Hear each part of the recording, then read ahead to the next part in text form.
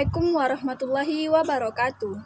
Perkenalkan, nama saya Mira Indrasari, NIM 12111223688 dari kelas 2A jurusan Pendidikan Bahasa Indonesia, Fakultas Tarbiyah dan Keguruan, Universitas Islam Negeri Sultan Syarif Qasim Riau.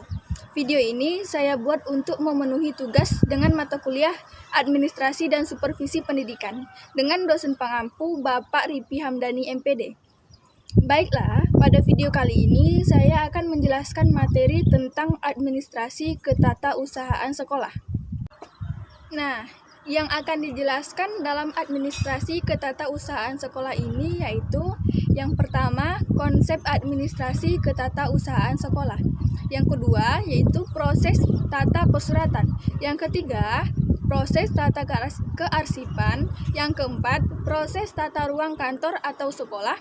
Dan yang kelima, keterlibatan guru dalam administrasi ketatausahaan sekolah. Yang bagian A, konsep administrasi ketatausahaan sekolah.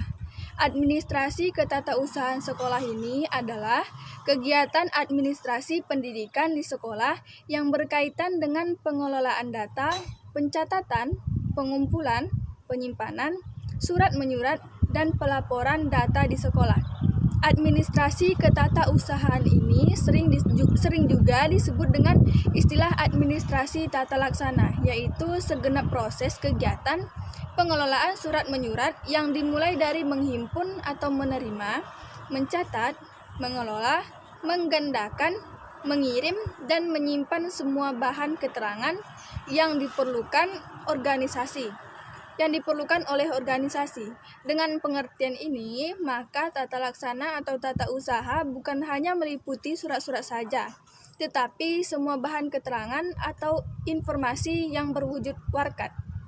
Dan yang bagian B, yaitu proses tata persuratan.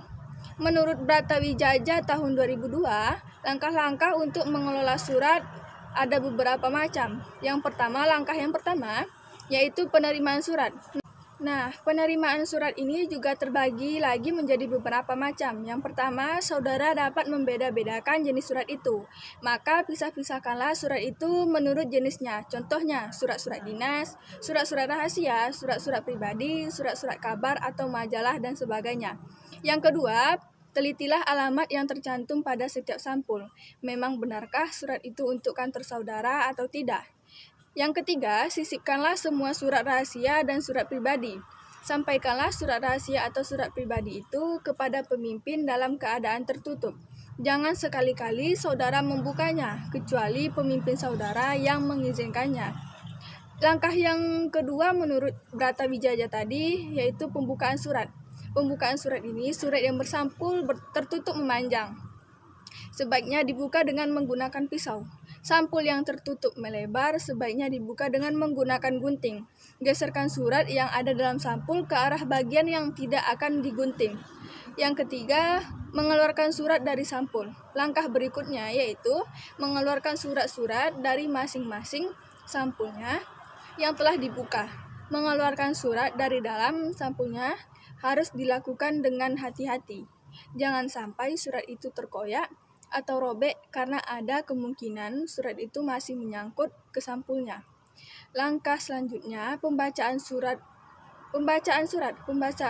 ini, surat-surat yang telah dikeluarkan dari sampulnya kemudian dibaca dan diteliti. Apakah surat-surat tersebut ada alamatnya atau tidak? Apakah surat-surat itu ditujukan kepada pimpinan atau langsung kepada pejabat atau unit yang menangani masalahnya? Apakah surat-surat itu ada lampirannya atau tidak? Apakah surat-surat itu terdiri dari satu lembar atau lebih? Dan penelitian lain-lain yang ada kaitannya dengan surat tersebut. Langkah selanjutnya yaitu pembagian surat. Surat untuk pimpinan disampaikan langsung kepada sekretaris pimpinan. Dan surat-surat untuk pejabat-pejabat atau unit yang dimaksudkan oleh surat disampaikan kepada petugas atau sekretaris pejabat yang bersangkutan. Untuk pengirim, dilakukan lagi pencatatan dengan menggunakan buku pengiriman atau buku ekspedisi. Petugas atau sekretaris pimpinan yang menerima surat harus membubuhkan tanda terima pada buku ekspedisi. Nah, yang bagian C, tentang proses tata kearsipan. Yang pertama ada azas penataan arsip. Azasnya yaitu azas sentralisasi, desentralisasi, dan gabungan. Sentralisasi adalah azas penataan arsip yang dipusatkan pada satu unit. Desentralisasi adalah azas penataan arsip pada unit-unit dalam organisasi.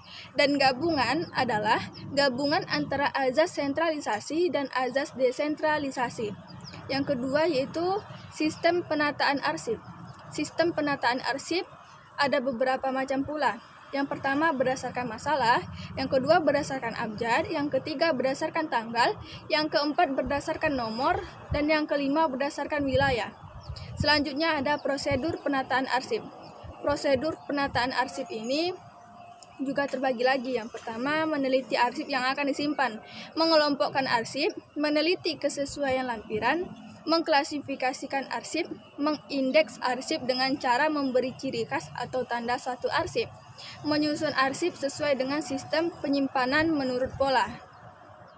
Materi bagian D yaitu proses tata ruang kantor atau sekolah. Proses tata ruang yang baik memungkinkan penyelesaian sesuatu pekerjaan kantor menempuh jarak sependek-pendeknya, yakni dua titik yang dihubungkan dengan garis lurus. Dalam hal ini, titik diartikan meja tugas pegawai dan titik yang satunya meja tugas pegawai lainnya. Konsep tata ruang kantor secara garis besar itu terbagi menjadi ke dalam 4 bagian. Yang pertama, konsep tata ruang kantor tertutup, yaitu tata ruang kantor dengan penempatan ruang kantor yang dipisah dibagi ke dalam ruang-ruang kerja atau ruangan yang dipisahkan oleh tembok atau penyekat yang terbuat dari kayu. Yang kedua, konsep tata ruang kantor terbuka, yaitu tata ruang kantor dengan ruangan yang besar dan ditempati beberapa pegawai tanpa dipisahkan oleh tembok atau penyekat yang terbuat dari kayu. Yang ketiga, konsep tata ruang kantor berpanorama, yaitu tata ruang kantor yang dihiasi dekorasi taman. Ruangan diupayakan agar memiliki pemandangan alam terbuka dan benar-benar merupakan lingkungan yang nyaman dan menyenangkan. Yang keempat, konsep tata ruang kantor bersekat atau terpisah, yaitu tata ruang kantor yang diberi sekat-sekat dengan ukuran yang bervariatif untuk satu bidang, bagian subbagian, atau beberapa pegawai dengan ruangan yang terpisah. Nah, yang harus diperhatikan dalam penataan ruang perkantoran ini adalah yang pertama yaitu cahaya, yang kedua warna, yang ketiga udara, dan yang keempat suara. Yang bagian E yaitu tentang keterlibatan guru dalam administrasi ketatausahaan sekolah. Bagian yang pertama terlibat secara langsung atau tidak langsung dalam memberi layanan. Yang kedua, menghimpun, mencatat, mengelola, menggandakan, mengirim, menyimpan, dan menemukan kembali berbagai keterangan yang berkenaan maupun yang menunjang penyelenggaraan dan pendidikan di sekolah. Yang ketiga, membantu perkembangan lembaga persekolahan dengan memberikan masukan-masukan yang bersifat inovatif dan kreatif dalam meningkatkan kualitas pelayanan sekolah, baik secara eksternal maupun internal. Baiklah, sekian penjelasan materi dari saya. Terima kasih kepada saudara yang telah menonton. Mohon maaf atas segala kekurangan. Wabillahi taufiq wal hidayah. Wassalamualaikum warahmatullahi wabarakatuh.